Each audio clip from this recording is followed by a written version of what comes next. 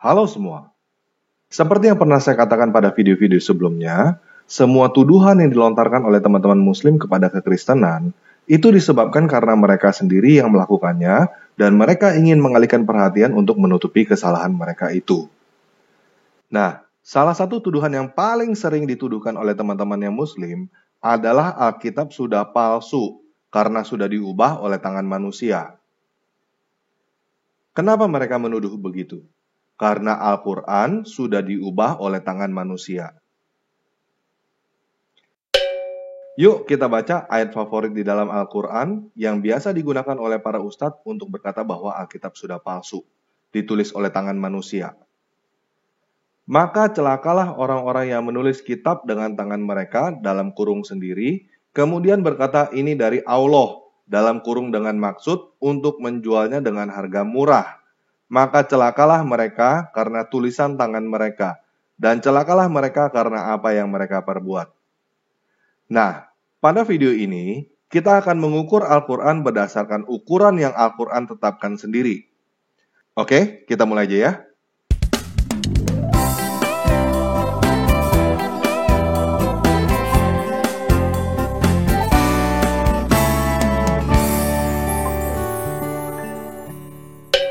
Yuk, pertama kita dengarkan pernyataan dari Dr. Sabir Ali. Simple Muslim believer will say, the Quran has not been changed. It's survived with us letter for letter, dot for dot, the way we have it in our hands. And that simple way of putting it does not take into consideration the whole complexity of the Quranic preservation, the way it has been described by our classical scholars in books that are studied in Muslim universities to this day. So there is a bit of a gap between the level of knowledge, a wide gap actually, between the level of knowledge that Muslim scholars have and the Muslim layperson has regarding the history of the Quranic text. Oke. Saya ulangi ya, apa yang dikatakan oleh Dr. Sabir Ali dengan menggunakan bahasa Indonesia. Muslim awam akan berkata seperti yang kamu tahu. Al-Quran tidak pernah diubah pada setiap kata, setiap titik, seperti yang kita punya di tangan kita.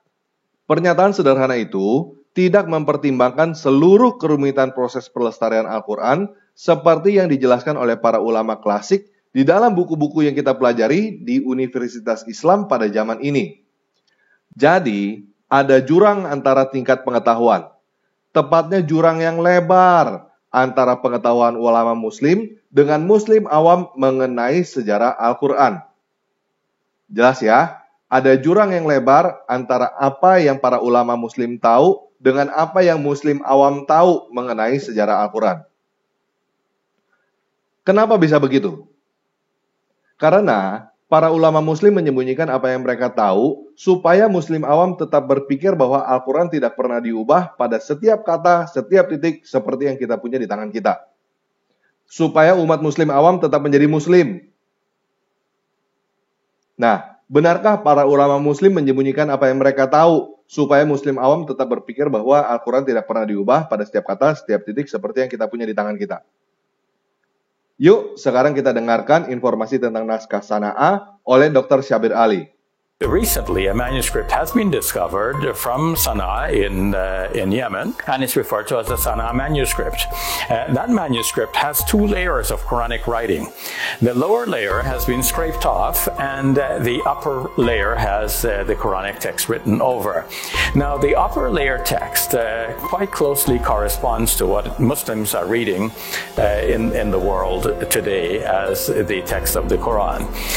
The lower text that has been scraped off has some variation from what Muslims are reading in today's text.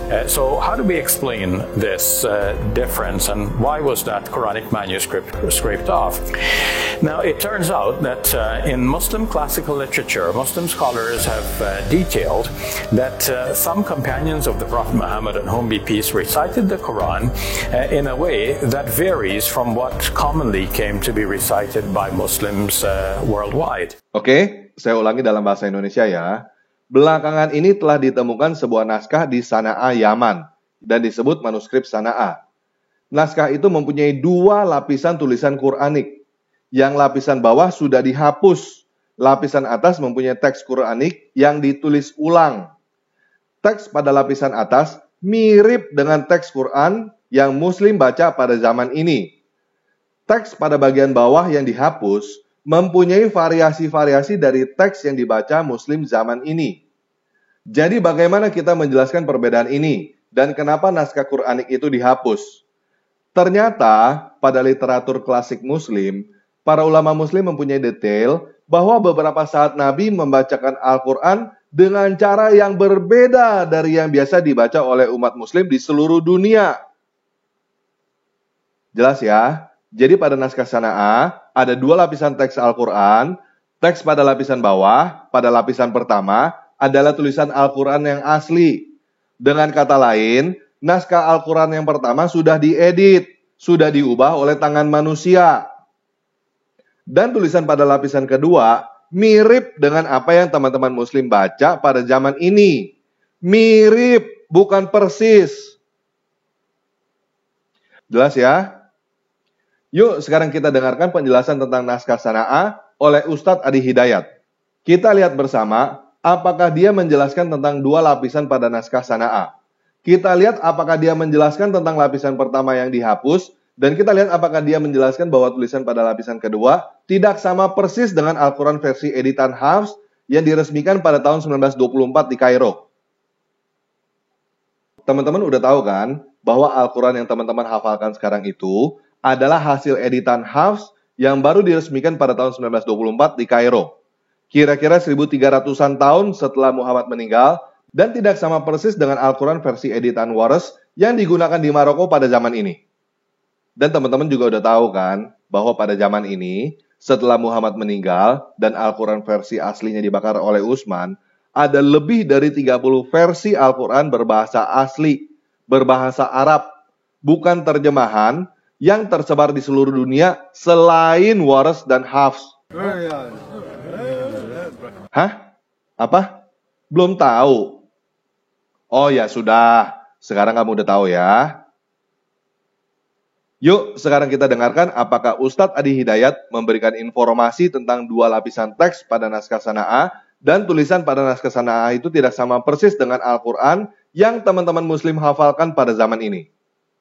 Assalamualaikum Ustadz, semoga Allah SWT selalu memberi kesehatan pada Ustadz. Semoga Allah memberikan kepada Anda lebih daripada apa yang Anda doakan kepada saya. Saya mau nanya bagaimana pendapat Ustadz tentang manuskrip Sana'ah yang katanya Quran tertua yang pernah ditemukan, dan katanya lagi isinya ada yang beda dengan Quran sekarang.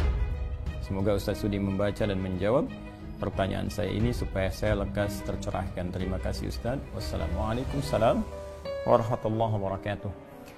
Persoalan terkait dengan Mushaf Sana'ah ini sudah lama tersebar, sudah viral, banyak diskusi dan bahkan telah muncul kebenaran dan juga pandangan-pandangan dari para ulama.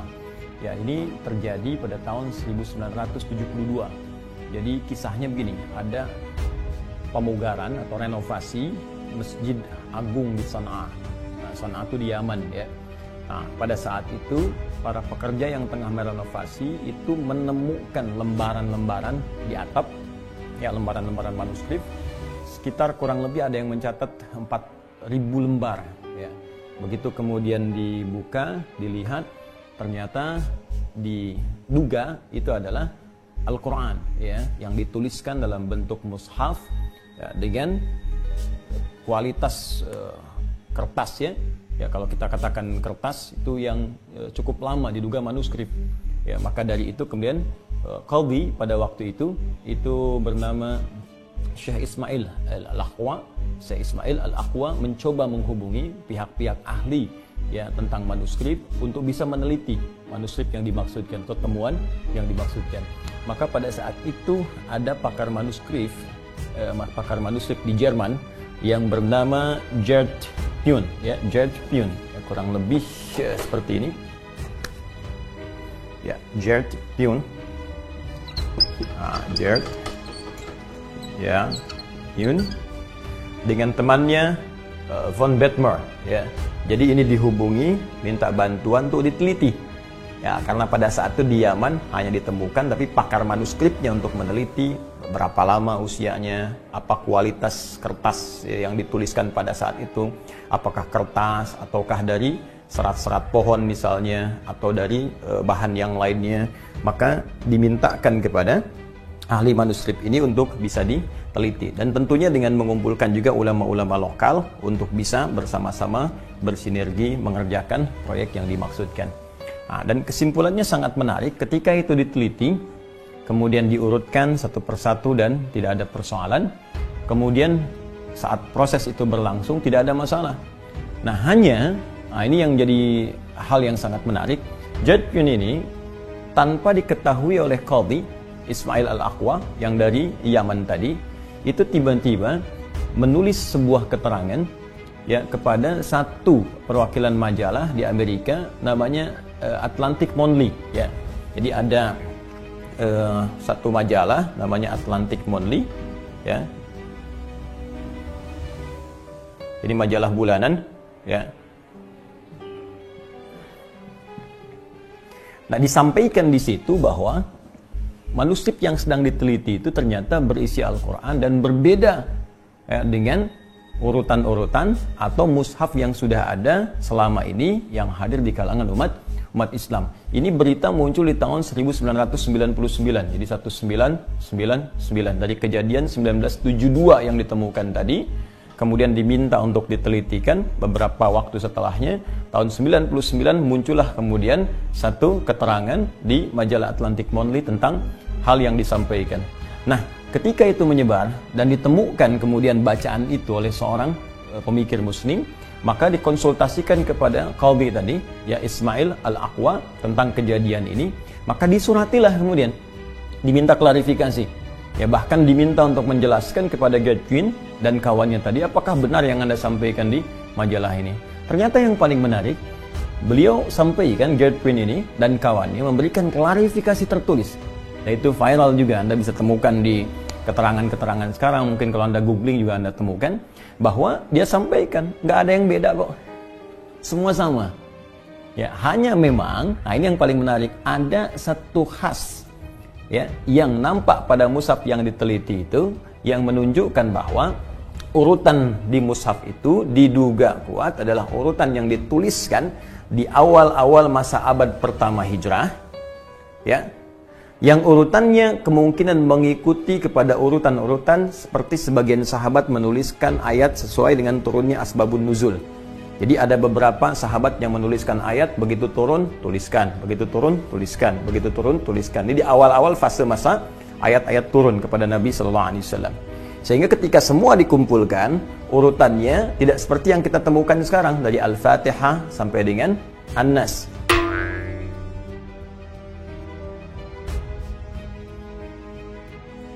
Ya, surah nomor 1 sampai surah ke 114.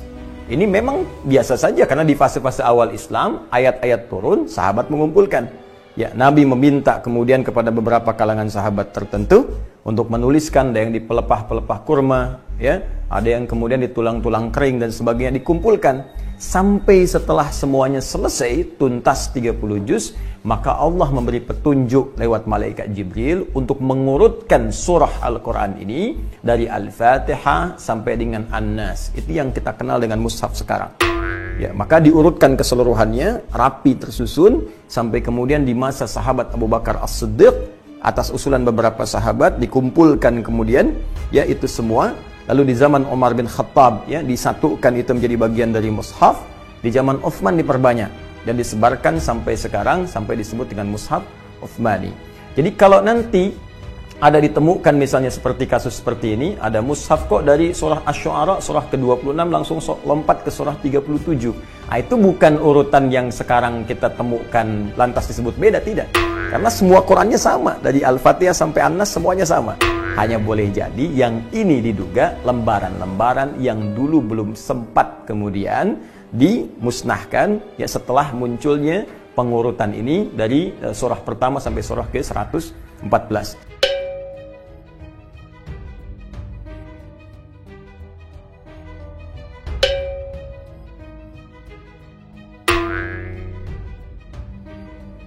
Jadi ini mushafnya mushaf asli, sama persis dengan yang sekarang.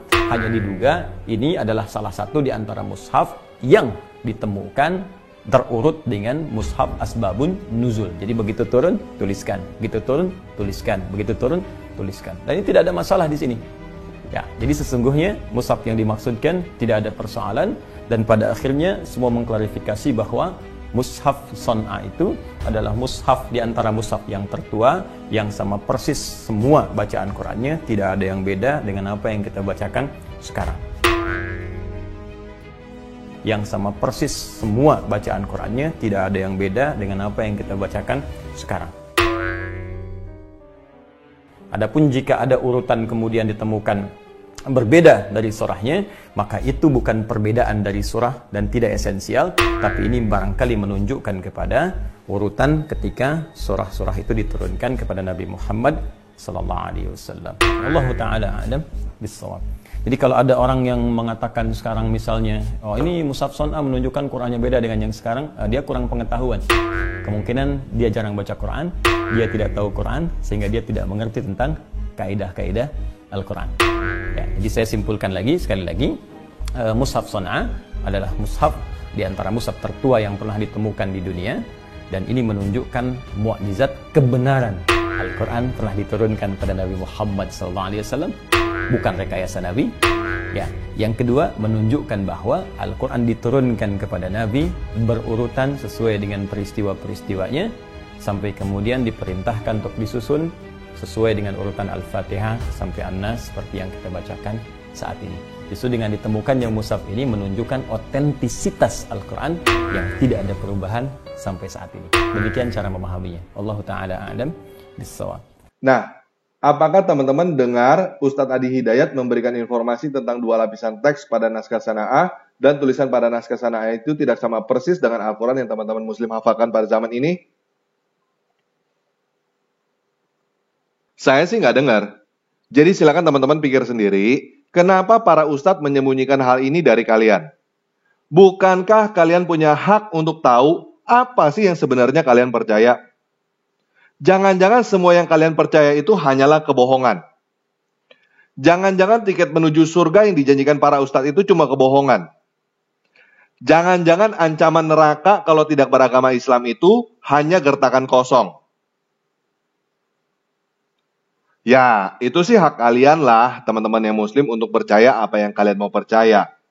Kalian mau tetap percaya bahwa Al-Quran tidak pernah berubah dari zaman Muhammad dan tidak berbeda di seluruh dunia, walaupun kenyataannya tidak demikian, ya itu hak kalian. Kalian mau habiskan hidup kalian di dalam kebohongan sampai mati pun itu urusan kalian, bukan urusan saya. Tetapi, kalian gak usahlah nuduh-nuduh kitab suci orang lain sudah diubah oleh tangan manusia. Karena kenyataannya para ulama kalianlah yang menulis dan mengubah kitab dengan tangan mereka sendiri, kemudian mengaku-ngaku pada kalian bahwa ini adalah wahyu langsung dari Allah yang tidak pernah berubah dan tidak berbeda di seluruh dunia. Oke? Sekian video kali ini. Yesus Kristus penguasa saya mengasihi kamu.